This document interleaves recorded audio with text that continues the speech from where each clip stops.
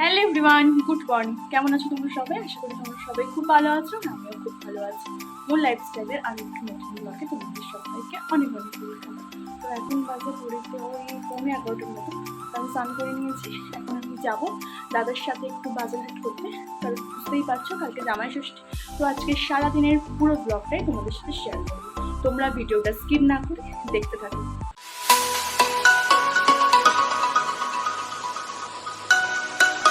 তো গাইস, যেহেতু কালকে জামাই ষষ্ঠী তাই আমি আজকে একটু শ্যাম্পু করে নিয়েছি আর একটু চুলের ট্রিটমেন্টও করেছি, তবে সেটা পার্লারে গিয়ে নয়, একদমই ঘরোয়া উপায়ে চুলটাকে একটু রাফ হয়ে গেছিলো যাতে শাইন হয়, সিল্কি হয়, সেই জন্য একটু ঘরোয়া উপায়ে চুলটাকে ট্রিটমেন্ট করেছি। অবশ্যই সেটা তোমাদেরকে কোনো একটা ভ্লগে অবশ্যই বলবো। তো এখন চুলটাকে খুব ভালোভাবে আঁচড়ে নিচ্ছি। আসলে কি বলো তো, চুলটা অনেকটা তাড়াতাড়ি বড় হয়ে যায় এবং বড় কিন্তু খুব তাড়াতাড়ি রাফ হয়ে যায়, চুলটা খেলিয়ে ঘোরা যায় না, ঠাকুরের চুলের মতো, ফলস চুলের মতো। তো যাই হোক, শ্যাম্পু করে নিয়েছি আর এখন একটুখানি সিঁদুর পরে নেব আর তারপরে একটু হালকা করে নীল কালারের লিপস্টিক পরে নেবো, পরে নিয়ে বেরিয়ে যাব। আর এত তাড়াহুড়োর মধ্যে ছিলাম, সিঁদুর পরলাম, লিপস্টিক পরলাম, কিন্তু সানস্ক্রিনটা পরতেই মাখতে একদমই ভুলে গেছি। তো কি আর হবে, যেহেতু বাবা দোকানে এবং জামা ষষ্ঠীর দিনকেও মামার বাড়ি যাবে, সেই জন্য আমি আর দাদাই যাব আজকের পুরো বাজারটা করতে আর কি। তো আজকের শুধু ফল মিষ্টি এই সমস্ত কিনে নেবো আর মাছ মাংস কালকে দাদার মা আনবে। তো রেডি হয়ে গেছি, তো এখন ও বাড়ি থেকে দাদাও যাবে, দাদার আমি যাব। তো চলো যাওয়া যাক, তোমাদের সাথে ওই বাড়িতে গিয়ে আবার দেখা হচ্ছে। তো মায়েদের রাজমিস্ত্রির টুকিটাকে একটু কাজ বাকি ছিল, সেটাই কমপ্লিট করা হচ্ছে। আর এদিকে মাদের ঘর রং হবে বলে পাইমারও মারা হচ্ছে। তো চলো হালকা করে একটু ব্রেকফাস্ট করে নিই। তো আজকের মা বানিয়েছিল সয়াবিন সবার জন্য। তো আমি একটু ব্রেকফাস্ট করে এই যে আমি আর দাদা বেরিয়ে পড়েছি। আর চুলটাকে ভেবেছিলাম বেঁধেই যাব, কিন্তু একটু খুলে যাচ্ছি, কারণ দেখলেই পেলে যে সবে স্নান করেই জাস্ট বেরিয়ে পড়লাম, সেই জন্য চুলটা একটু শুকনো হয়ে যাবে। তো চলো যা যায়। বন্ধু চল রোদ্দুরে, মন কেমন। আর আমি কিন্তু এই সমস্ত ঘুরে ঘুরে বাজার করতে খুব ভালোবাসি।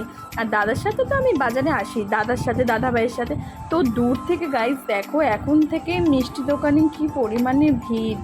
তো যাই হোক, তারপরে আমি চলে এসেছিলাম সবজি দোকানে। মা বলেছে এখান থেকে একটু সবজি কিনে নিতে কালকের জন্য। তারপরে এখান থেকে আম, লিচু, যেগুলো ছাড়া জামাই ষষ্ঠী ইনকমপ্লিট, ফল তো লাগবেই। আর আমার মুখের অবস্থা দেখো, ঘেমে পুরো স্নান হয়ে গেছি, যা গরম। তারপরে এই যে আমিও লাইনে দাঁড়িয়ে পড়লাম, কারণ মিষ্টি তো কিনতেই হবে। আর দোকানে এসে দেখলাম নতুন নতুন জামাই ষষ্ঠী স্পেশালে অনেক রকমের মিষ্টি বানিয়েছে। এখান থেকে মিষ্টি কিনে সমস্ত বাজার করা কমপ্লিট হয়ে গেছে। তো আমরা এখন বাড়ি চলে যাচ্ছি। তো মাঝে একটুখানি দাঁড়িয়ে পড়লাম হাওয়া খাবো বলে। তো আমাদের ঝাউ বাগানের হাওয়াতে জাস্ট আমাকে ওয়াও লাগে, ওয়াও। দুধারে ঝাউ গাছ আর মাঝখান থেকে রাস্তা।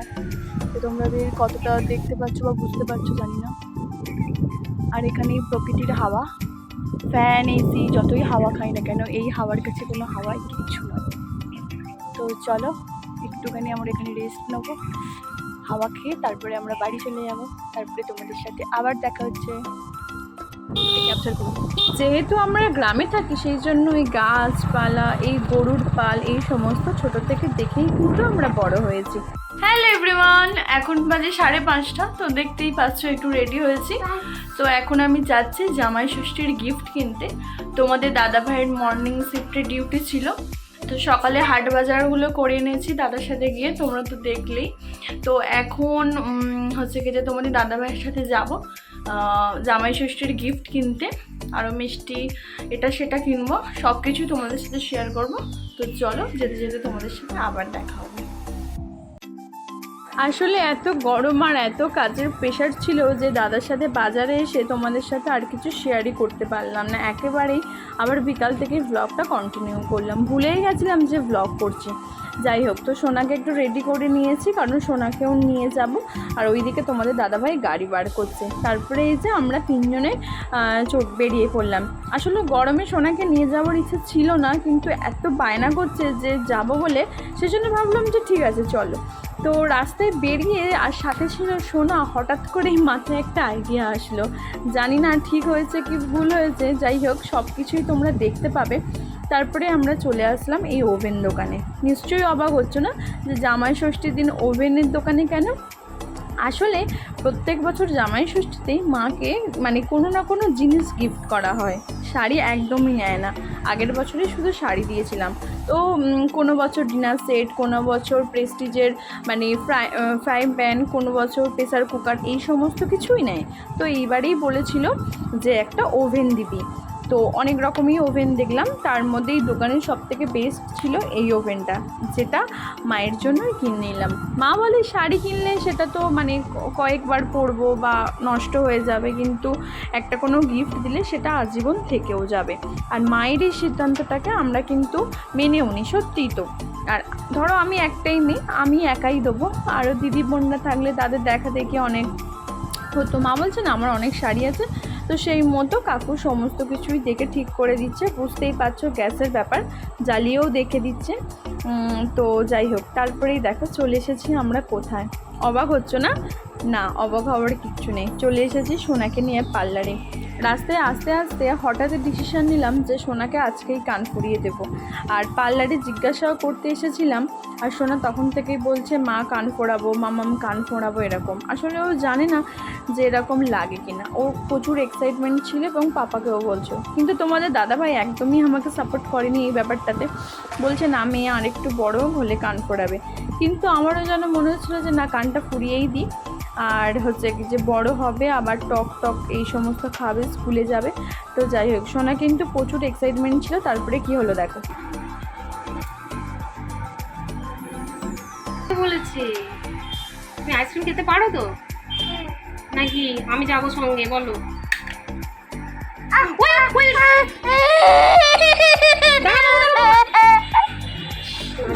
যেই বন্দুকের গুলিটা হলো, সোনা কিন্তু ভয় পেয়ে খুব কাঁদছিল। তো তারপরে আমরা চলে এসেছিলাম মিষ্টির দোকানে। এখান থেকে মিষ্টি কিনে বাড়িতে চলে গেছিলাম। তো আমাদের বিকালে পড়ানো ছিল 6:30 থেকে, কিন্তু টাইমলি আসতে পারিনি। বাড়ি আসতে আসতে 7টা বেজে গেছে। আর পড়ানোর এই ছুটি দিচ্ছে তখন এই 9:30 কি 9:15 বাজে। তোমাদের দাদাভাইও পড়াচ্ছে আর আমিও পড়াচ্ছিলাম। তো তারপরে মাদের বাড়িতে চলে আসলাম। আর আমার বাড়ি থেকে আমার মাদের বাড়ির দূরত্ব হচ্ছে 2 মিনিট। তো দেখলাম মা এখানে ডালের বড়া করছে। তো গরম গরম ডালের বড়া পেয়ে তো আমার দাদা আর তোমাদের দাদা ভাই দুজনেই একটা করে টেস্ট করতে বসে গেল। আর আজকের আমাদের ডিনার ছিল পান্তা ভাত, সাথে ছিল আলু সিদ্ধ, চপ, পেঁয়াজ, লেবু, আর সাথে তো বড়া ছিল। এটা খেয়ে আজকে আমরা ডিনারটা কমপ্লিট করলাম। গরমের দিনে না খুব ভালো লাগছিল। আর তোমরা কে কে পান্তা খেতে ভালোবাসো কমেন্ট করো তো। তো গাইস, আজকের ভিডিওটা এখানেই এন্ড করে দিচ্ছি। দেখা হবে নেক্সট একটা ব্লগে। তো ভিডিওটা যদি অবশ্যই ভালো লেগে থাকে তাহলে অবশ্যই লাইক, কমেন্ট, শেয়ার আর আমার চ্যানেলটাকে সাবস্ক্রাইব করতে একদমই ভুলো না নতুন নতুন ব্লগ ভিডিও দেখার জন্য। তো আজকের মতো টাটা, বাই বাই। দেখা হবে নেক্সট একটা ব্লগে। তো তোমরা সবাই ভালো থেকো, সুস্থ থেকো। Bye, good night.